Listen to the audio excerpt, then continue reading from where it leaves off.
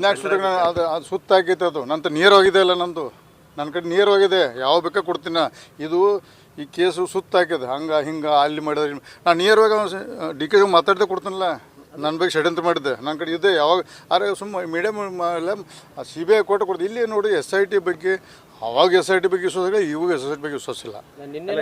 CBI ಕೊಡ್ತೀವಿ ಅಂತ ಹೇಳಿದ್ದಾರೆ ಸರ್. ಅಂದರೆ CBI ಕೊಟ್ಟು ಸಹಿತ ಹಾಲಿ ಸುಪ್ರೀಂ ನ್ಯಾಯಾಧೀಶ ಅದಕ್ಕೆ ಮಾನಿಟರ್ ಮಾಡಬೇಕು.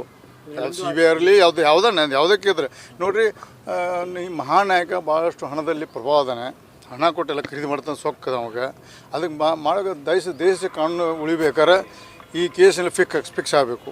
ಸರ್ ನಿಮ್ಮ ವಿಚಾರದಲ್ಲಿ ಅವತ್ತೇನಾದರೂ ಆ್ಯಕ್ಷನ್ ಆಗಿದ್ರೆ ಇವೆಲ್ಲವೂ ಕೂಡ ಆಗ್ತಾನೆ ಇರಲಿಲ್ಲ. ನೋಡಿರಿ 4ನೇ ತಾರೀಕು ಹೇಳ್ತೀನಿ, ಬರೀ DK ಶಿವಕುಮಾರ್ ಅಲ್ಲ ನಮ್ಮವರು ಹತ್ರಲ್ಲಿದ್ದಾರೆ.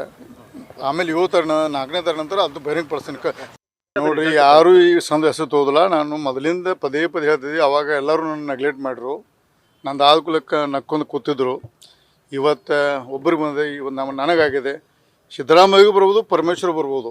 ದಯವಿಟ್ಟು ಗೃಹ ಸಚಿವರು ಮತ್ತು ಮುಖ್ಯಮಂತ್ರಿಗಳಿಗೂ ಇದು ಪಕ್ಷಾತೀತವಾಗಿ ಒಂದು